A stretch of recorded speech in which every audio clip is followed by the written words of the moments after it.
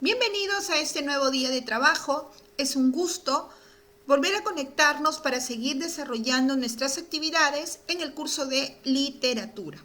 En esta oportunidad vamos a analizar la trayectoria de nuestro literato político, el arquitecto de la narrativa peruana. ¿A quién me refiero? Al Premio Nobel de Literatura 2010.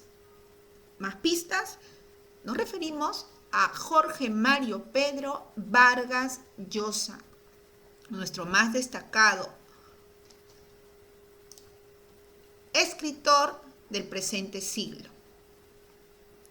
De él analizaremos sus inicios, su trayectoria, su incursión en la política y los grandes logros que ha tenido a lo largo de su carrera. Para hablar de Mario Vargas Llosa, tenemos que hablar del boom latinoamericano, el renacer de la novela en América Latina.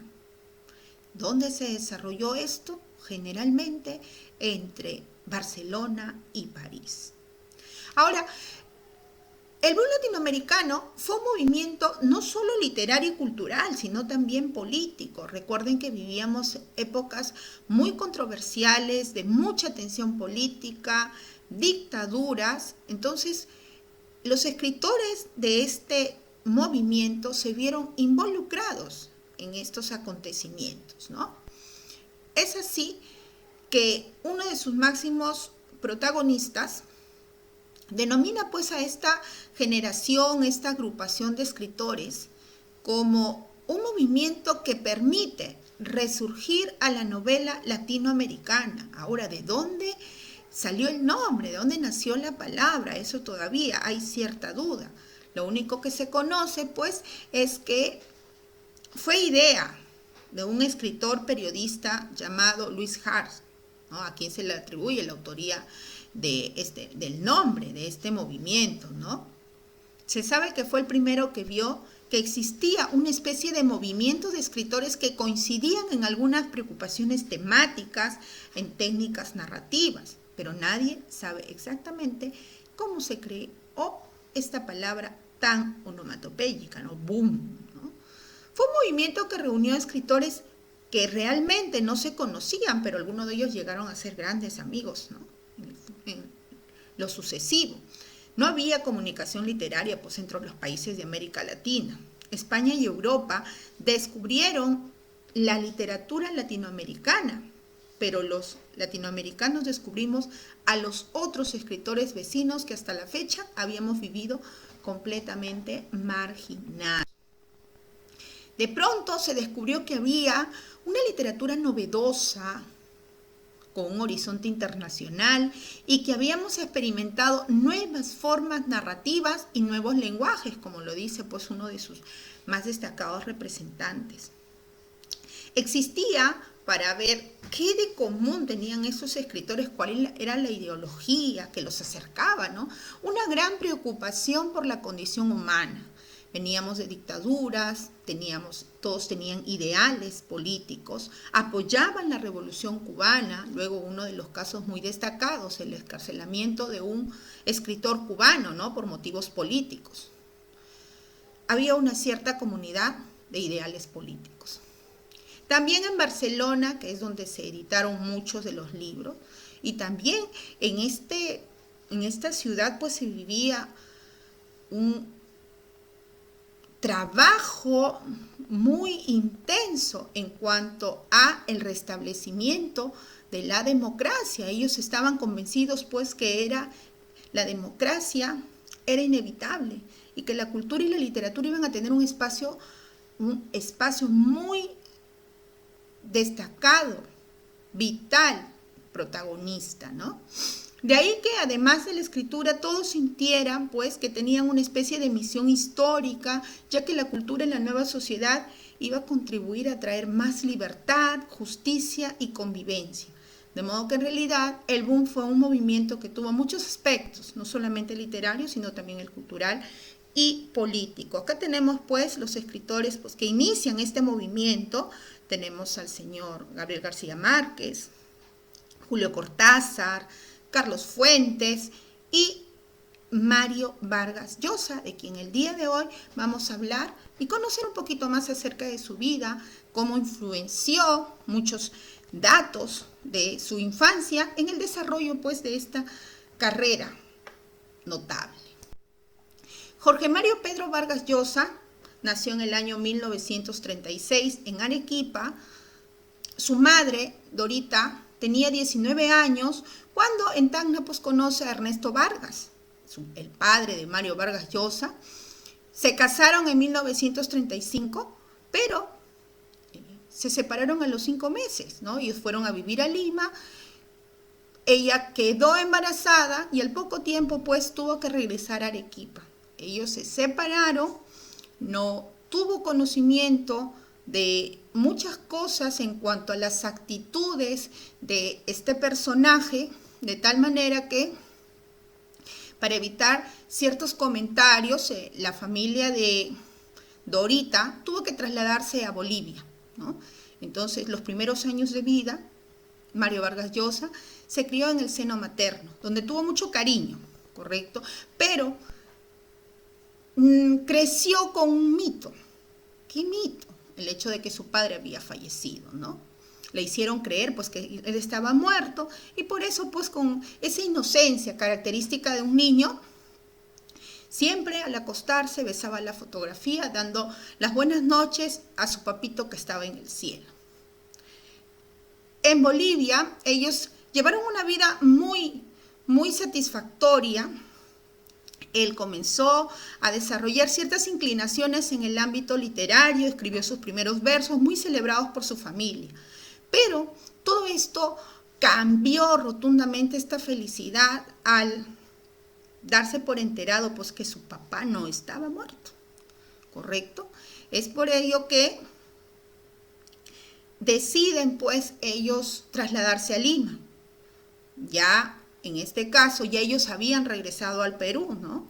Ellos estaban viviendo inicialmente en Bolivia, regresan al Perú, ya que el abuelo pues de Vargas Llosa fue nombrado prefecto de Piura, lo que significó que ellos regresaran a la patria, al Perú, ¿no? Entonces ella se encuentra, la mamá se encuentra nuevamente con el señor Ernesto Vargas, deciden darse una nueva oportunidad, ellos se habían separado, inclusive Mario tiene hermanos de padre, deciden formar nuevamente el núcleo familiar, pero esto no funciona, ¿correcto?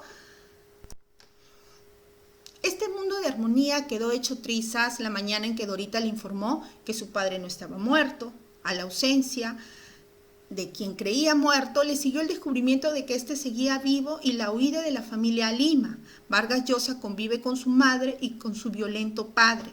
Para evadirse de toda esta situación tensional, los gritos, golpes, ¿no? En este caso, pues era una situación muy traumática para un niño que en sus primeros años había vivido muy feliz, lo único que lo refugió fue la lectura.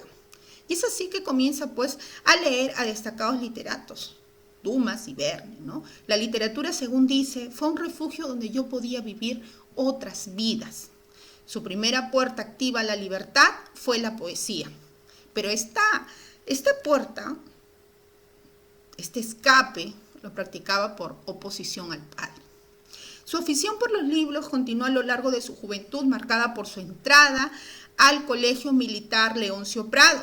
Como ha recordado el propio escritor en la presentación, mi padre pensó que en un colegio militar me iba a quitar la vocación literaria, a la que él temía, consideraba una situación insustancial, ¿no?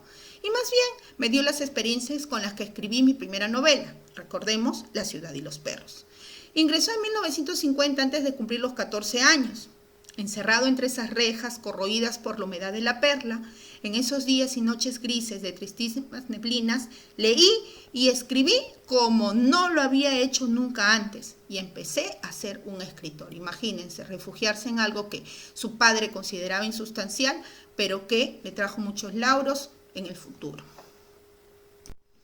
En 1952, durante las vacaciones de verano, por intermediación de su padre, que fue lo único que apoyó, él ingresó a trabajar en la Crónica antes de culminar su secundaria, ¿no?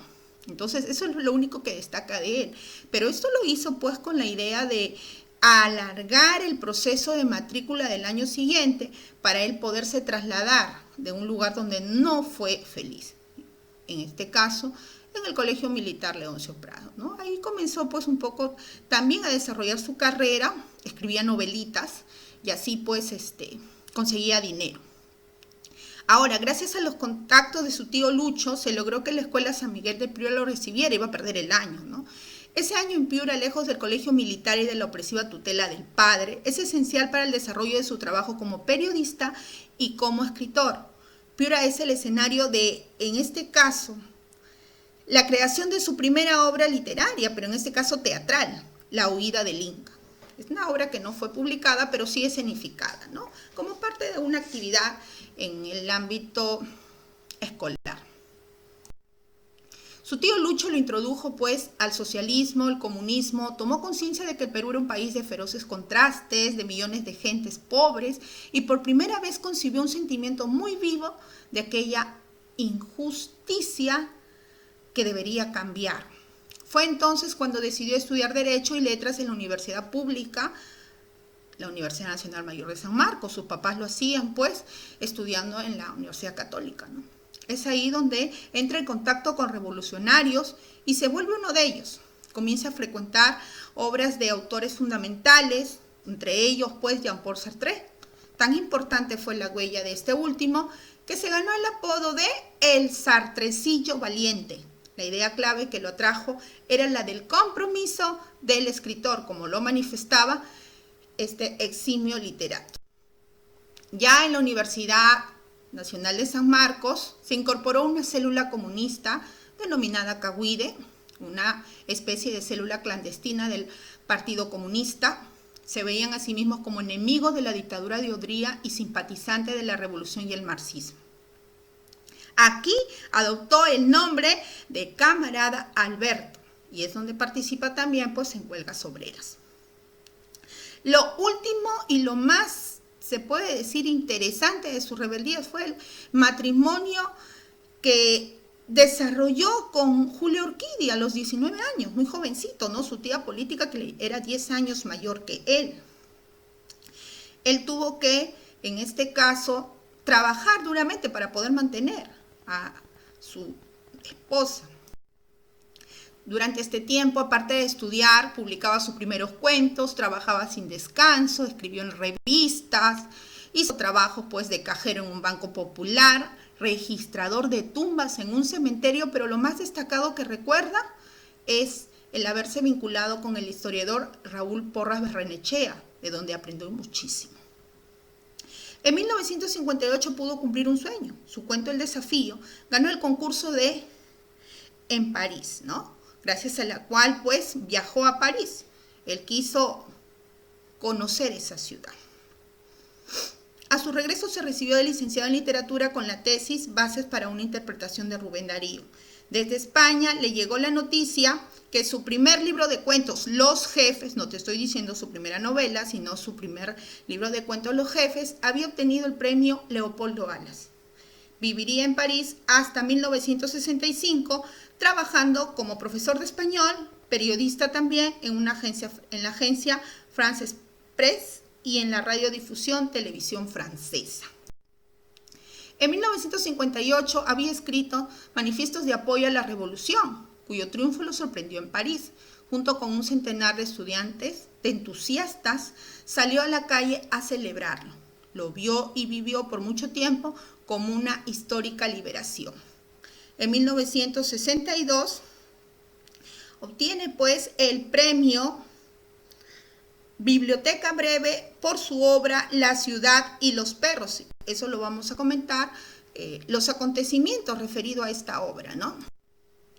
Regresa al Perú en 1964, viaja a la selva y ahí conoce por primera vez la leyenda que años más tarde cristalizaría su obra El Hablador. Por otra parte, en aquella estancia en el Perú, también se divorció de Julia Orquídea. Luego contraería matrimonio con su prima Patricia Llosa, de quien también se divorció en 2016. Actualmente pues se encuentra en una relación con Isabel Presley. Desde 1966 había fijado su residencia en Londres, se casó, ahí tuvo 3 hijos, Álvaro, Gonzalo y Morgana.